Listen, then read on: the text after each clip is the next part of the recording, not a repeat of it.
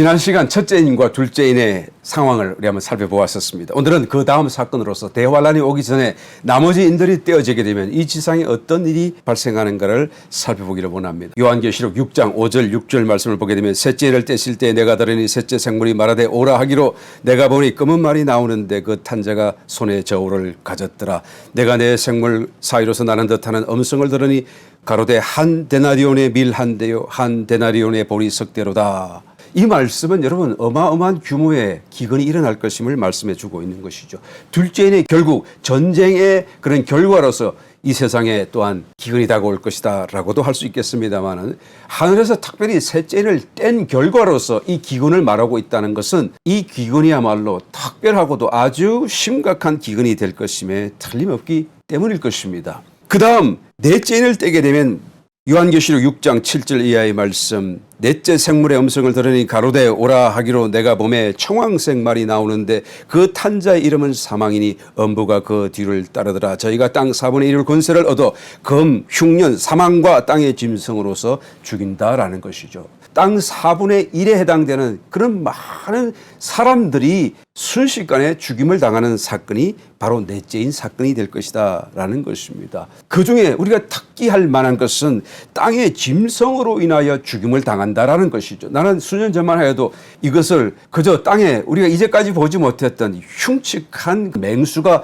새롭게 등장하여 사람을 물고 죽이고 그러는 것인가 보다라고 막연히 생각한 적이 있습니다만 그러나 작금의 세계적인 정황을 살펴보게 되면 이것이 바로 온역을 말하고 있음을 좀 더 정확하게 우리가 증거받을 수 있습니다. 우한, 폐렴, 전 세계가 팬데믹 가운데 고생하고 있는데요. 이것은 박쥐로부터 시작되었다. 물론 인위적으로 사람이 만든 것임이 틀림없습니다만은 그 숙주가 박쥐였다라고 말을 하지 않습니까? 아직은 땅의 짐승이 아니에요. 그러나 땅의 짐승이 곧 이제는 이 인을 떼게 되면 나타나게 될 텐데 그 땅의 짐승이 무엇입니까? 최근에 전해지는 소식에 의하면 시에라리온이라고 하는 서아프리카 지역에 있는 한 국가를 여러분 기억하시는지 모르겠습니다. 에볼라라고 창궐하여서 굉장히 세계적인 위협이 되었던 지역이기도 했죠. 이제 다시 그 지역에 어마어마한 그런 바이러스가 등장을 했답니다. 마부럭 바이러스라고 하는 것인데요. 이것에 감염되게 되면 눈, 코, 귀, 입 모든 구멍에서 피를 쏟고 맥시멈 88% 치사율을 갖고 있다고 하는 것이죠. 그러면 감염되면 죽겠구나라고 생각하기 쉬운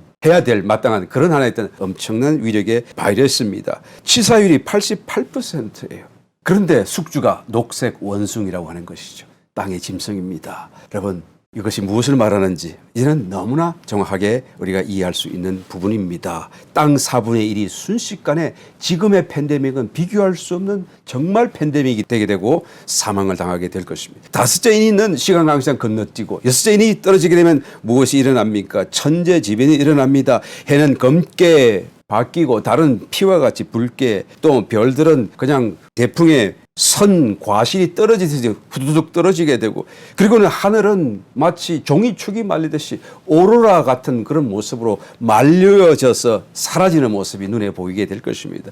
오존층이 사라지겠죠. 해가 뜨겁게 내리쬐기 시작하겠죠. 산과 섬은 각 자리 각 지역에서 이동해버리고 그 다음날 일어나서 보게 되면 산도 보이지 않고 섬도 자리를 옮긴 것을 보고 놀라지 않을 수 없게 될 것입니다. 여러분 상상만 해도 정말 두려운 상황이 아닐 수가 없습니다. 그럴 때 땅에 남아있는 땅의 세력가들은 산과 굴과 바위 틈에 숨어서 오히려 회개하기는커녕 자기는 이 때가 빨리 지나가기를 기대하고 있다는 것을 성경에 찾아볼 수가 있습니다. 이 굴과 산과 바위 틈이 무엇인가 수년 전만 하여도 그저 자연적인 위급하게 도망가야 숨게 될 장소라고만 생각했었던 적이 있었는데 지금 와서 보니까 이제는 인위적으로 파놓은 지하 벙커들 그래서 돈 있고 세력 있는 사람들에게 분양해주고 그리고 위에서 지상에서 핵폭탄이 터져도 1년 이상 견딜 수 있는 그런 곳을 얘기한다는 것을 우리가 이제 알게 되죠. 여러분 이 성경 예언이 얼마나 우리의 실생활과 가까이 왔고 그 때가 얼마나 가까이 왔는지를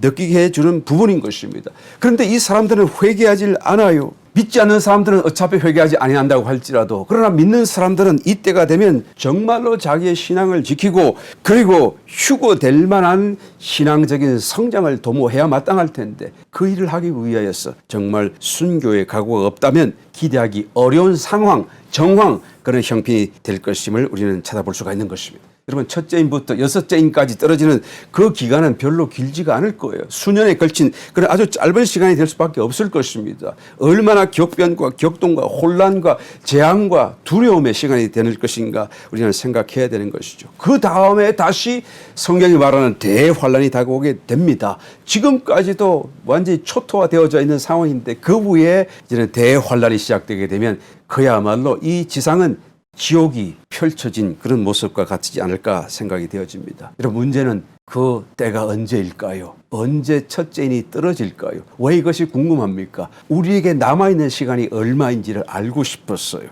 그러나 그때는 아무도 모릅니다. 천사도 모릅니다. 주님도 모른다고 말씀하셨습니다. 그러나 정확히는 모를지라도 대략적으로는 알 수가 있습니다. 데살로니가전서 5장 4절 형제들아 너희는 어둠에 있지 아니하며 그 날이 도적같이 너에게 임하지 못하리니 너희는 다 빛의 아들이요 낮의 아들이라 우리가 밤이나 어둠에 속하지 아니하였다라고 말하는 것입니다.